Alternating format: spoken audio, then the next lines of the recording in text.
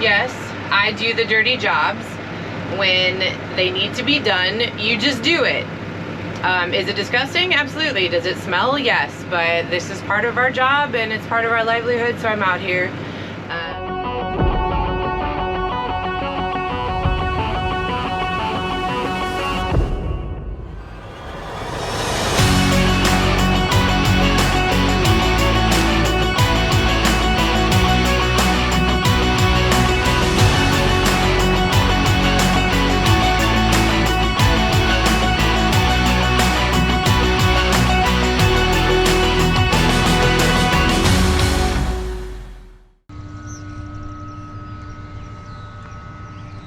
Yeah, in the daylight it looks worse than it did at night.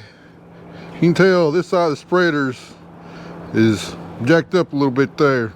And like I said last night, you know, that thing is so long. As Andy's going through the ford in the creek or whatever, this back end drug pretty hard.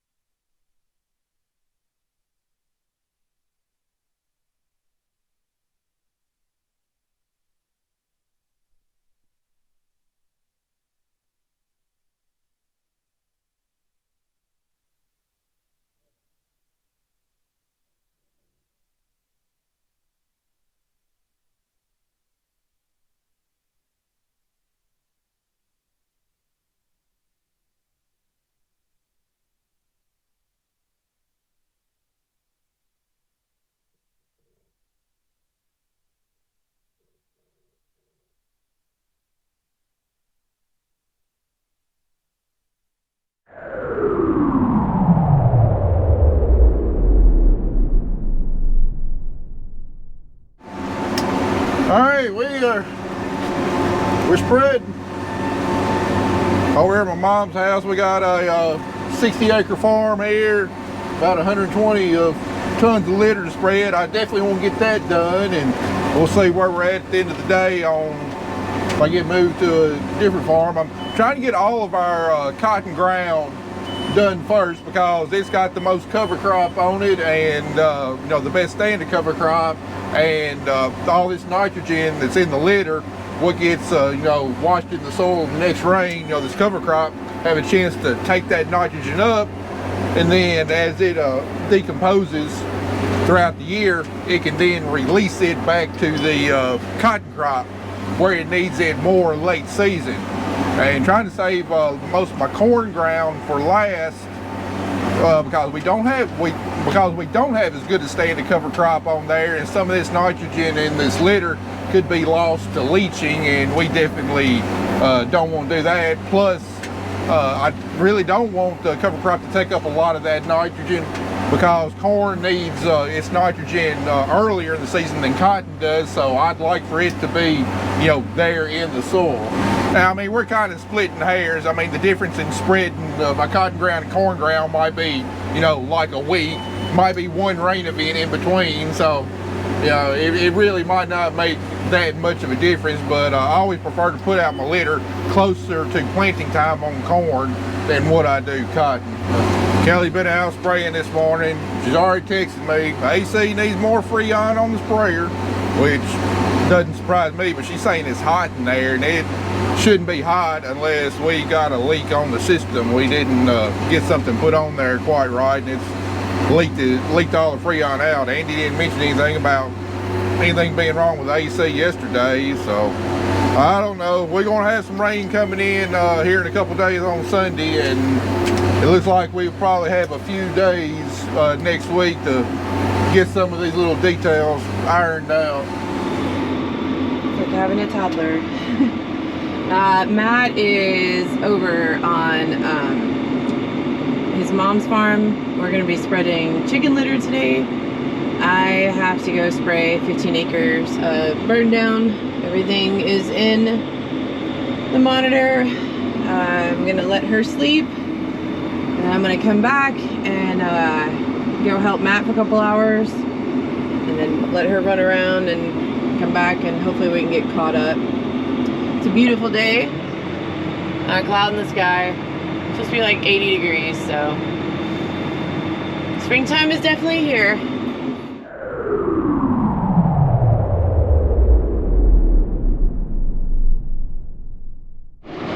I know, baby, it is hot in here. So, Matt and Andy put the new compressor on, and it is very hot in here. I am start sweating. So I'm done, and we're gonna head back and park this thing and figure it out later, and we're gonna go spread chicken poop. She is done. They're a real good look at the burn down strips. I mean, it's doing the job this year. Looks like we're going to get a pretty good kill on everything.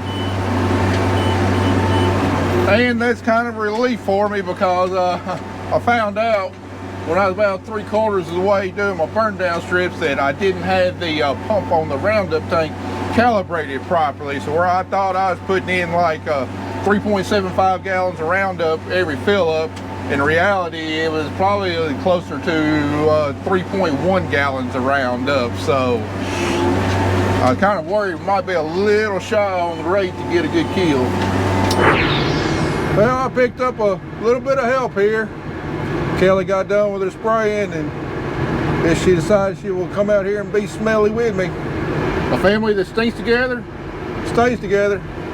I think this is her third load loading. She's getting a little bit quicker. I mean, she's never loaded the litter spreader before, and I mean, she's worked the front end loader before, but just kind of getting the feel of it and the hang of it, being smooth and efficient with all the actions. She's picking it up pretty quick.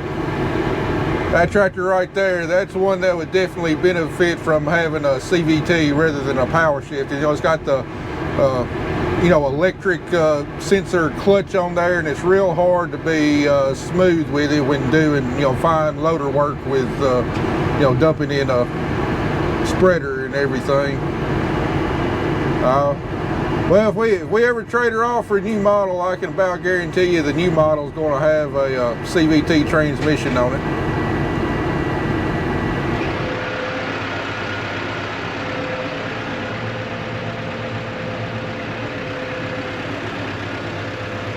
Yes, I do the dirty jobs. When they need to be done, you just do it. Is it disgusting? Absolutely. Does it smell? Yes, but this is part of our job and it's part of our livelihood, so I'm out here. The puppy is taking a nice long nap, so I've got a camera on her, and then when she wakes up, I'll go get her and hopefully try and keep the cab as clean as possible, and she can have a seat right here. So now our big pile is now a smaller pile. Matt went down to the very last field, so I don't know what's next. Waiting on him to tell me. She has come from her nap. Carter just dropped all this junk off, and see where we go next.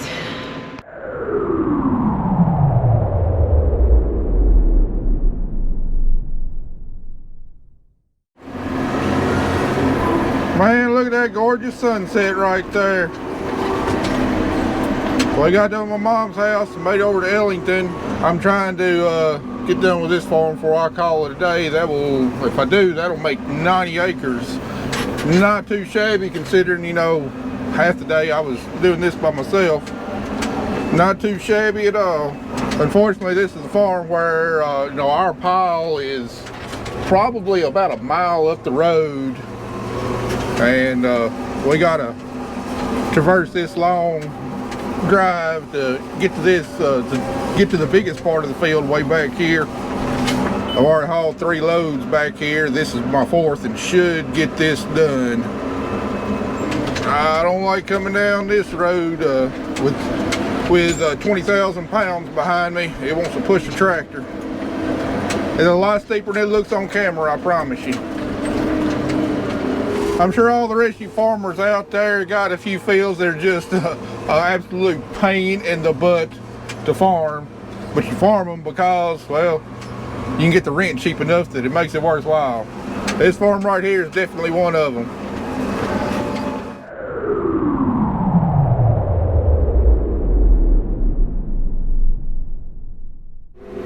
All right, we finally got done with our burn down strips today. Got done a little bit earlier day than what I expected. And if you notice, our dirt pan's behind us. And we're over here at McClary's, and you can see those burn down strips are starting to work pretty good. Not all the way dead, but they're well on their way to dying. But over here in this field, there are no burn down strips. And the reason being is I didn't spray this field and 2 more fields at the end of this long narrow bottom, because my plan is hopefully we have the time before we get planting, I'm gonna get a trackhoe and bulldozer over here, and you see all these tall trees shading out the crop and everything. We're gonna do something about that. We're not gonna clear it off, but we're gonna get these tree lines far back where they're leaning over the field. We're gonna strip a bunch of limbs and really open up this field. Let me hurry up and get here to the other end.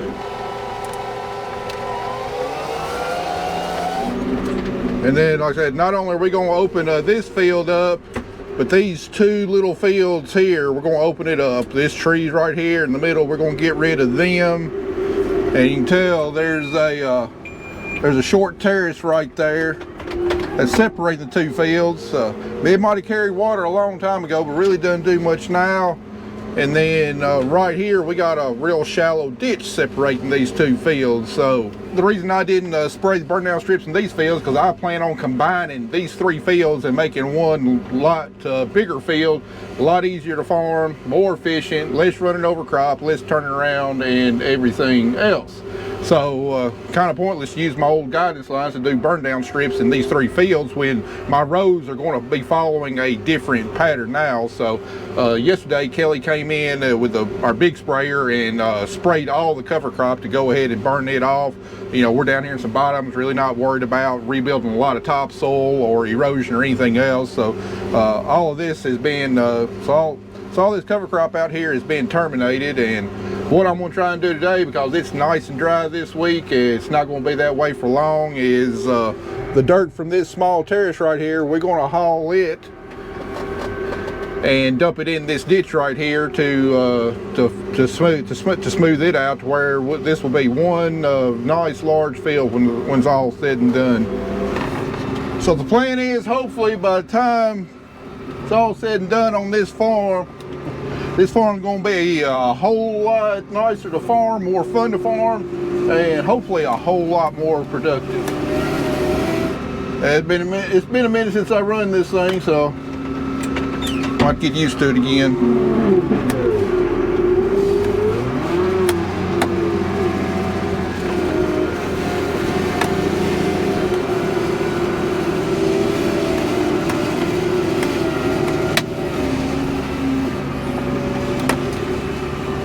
Well, we're a little over halfway down the ditch.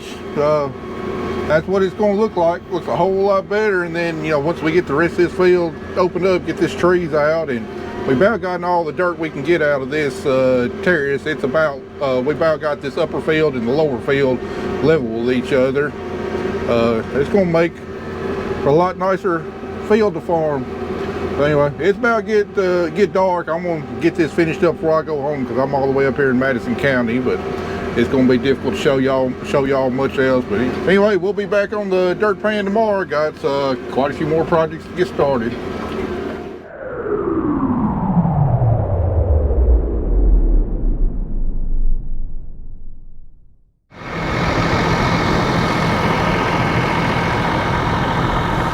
And we just got over here to the radio tower farm, and somebody stole our pool noodles from last year. Not only did they steal the pool noodles, looks like they stole the tower too. That's right, the company came down this winter and took this big monstrous tower down, all the guide wires and everything. Really, well, it's almost opened it up. Gibson Electric still hasn't come by. Got the power poles. We got another one there, another one there, and then we got the lines and everything. They still hadn't got that, but we got a call into them. Hopefully they'll come get it and really open up the best part of this farm. I'm super excited about it. Anyway, what I'm doing over here today, if you recall from last fall, You know, we had some water issues on this farm, and I had a company, when it was dry last fall, come in and precision ditch all of this big wet spot right here, and overall they did a real good job. However, this area right here is so low lying. I mean, there's only so much they can do without making this ditch that drains the road, without making it super deep. And this area right here is one of those problem areas. Now it doesn't look bad right now. That's because it's been pretty dry for here about 2 weeks, and this spot has dried up. But until right here, you know, there's a nice little berm here. You know, we've got a kind of a hole right here. So what I'm gonna do is, where they came in and did this precision ditching all the way down through there, I'm gonna kind of grade the sides to make to kind of bevel it out, make it a nice gentle drain, and then I'm gonna use that dirt that I scraped from there to bring over here and build this low layer and build this low area up to where hopefully it really helps it stay dry and we don't have any problems. And we got another low lying area over there, and we got some more over there. Now, I'm not actually going to dump dirt in the ditches or anything, but just going to try and build this area up a little bit. And I waited as long as I could to do this, so this area would be nice and dry. It's so much easier to do good dirt work when the area is dry rather than when there's mud in there. And after tomorrow, I think there's going to be mud in there for a good long while, so I really want to get this part done.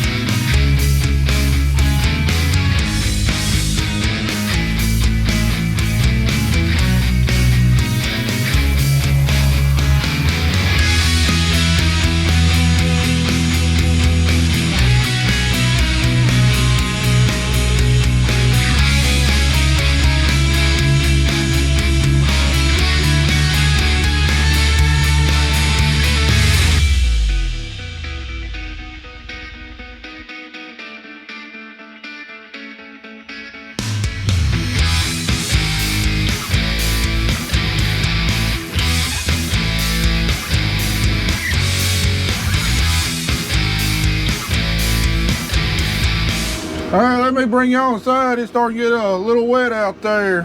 We've had some light showers come in. They wasn't supposed to be here until possibly later this afternoon, but anyway, we've made a whole lot of progress over here. We got our hole over there filled up real nice, and then a few more low-lying areas over there, and then all this area out here was wet just because it could not drain good. So I've hauled a few inches of dirt in, just trying to build it up a little bit and kind of graded it off to where it's hopefully, you know, water will flow down here into the ditch. I still got some more dirt I'd like to remove from this ditch to kind of taper it out on the sides, but kind of running out of places to put dirt now that we got the low-lying areas filled in. I think there's a few more holes over here I can fill in. Hopefully we'll be able to do it before you know, more rain gets here and it gets too sticky to work. But now the big test is going to come. I think we're supposed to get like somewhere maybe around 5-6 inches over the next 5 days or so. So it'll be interesting to come out here and after the rains and see just where all water is going to stand now. Hopefully I've done it right, but I've been eyeballing it all and eyeballs can be deceiving, but I think I've got it in a lot better shape than it was. I really doubt I'm done with this area for good, but it should be a whole lot better than what it was anyway. I tell you what I really need for one of these projects like that is one of those land planes or land levelers, whatever. And if I ever catch one at an auction for a good price, I'm gonna snatch it up. Don't need it a whole lot, but for smoothing fields up and getting low spots taken care of, man, they sure are handy. I had a chance to buy one at an auction about 6 or 7 years ago, but I just bought my old dirt paint at that auction and didn't want to spend any more money, and man, I'm kicking myself now. I sure wish I'd bought it then. It'd make me a lot more confident in the job we're doing over here if we had it running too. Alright, we moved over here to another part of the field, and I kind of gotten carried away, but still really haven't done as much as I wanted to. If any of y'all have ever taken over old rough pasture farm and turned it row crop, you know what I'm talking to. But this over here was about the most uneven. I mean, if you ever snow skied moguls, that's what this part right here looked at. I mean, it was just humps and dips and everything else, and I tried my best to fill them in and then scrape off the tops, but it's still probably going to be rough. But I think I got it in pretty good enough shape to where bringing disc and do-all over here and tear the heck out of it and drag the boards on the do-all, that I'm thinking we can smooth it up a whole lot better. Even then, it's never going to be perfect, but we kind of got a nice gentle slope going down the hill there. There ain't no telling how many loads of dirt I've moved with that pan, but man, I'm loving that pan. I sure am glad I got it. It does a fantastic job of scraping and leveling out, and then smoothing up behind it, grading it nice and smooth. You know, we can get just about everything done with this pan. And then over here, the ditch I was grading worked its way down there, but all of this was wet last year. It didn't hold water, but you could tell that it didn't drain. So I tried to put about 3 to 4 inches of soil over the top of it just to raise it up enough to where it would drain off in this little drain going down there. And then I got that leveled out, and then right in front of us is where that big hole was, and I really did a good job on that. Just filled in the hole and then sloped the waterway to where it would drain. Got this waterway nice and sloped. And then right here was another low spot, leveled it out. I could probably spend several more hours over here just playing around, but that's kind of what I'd be doing, is playing around. Don't know how much benefit I'd be doing. So the best thing we can do now is let this rain come in. That's going to come in over the next 5 days, and see where the water drains and see where it's standing when it's all said and done.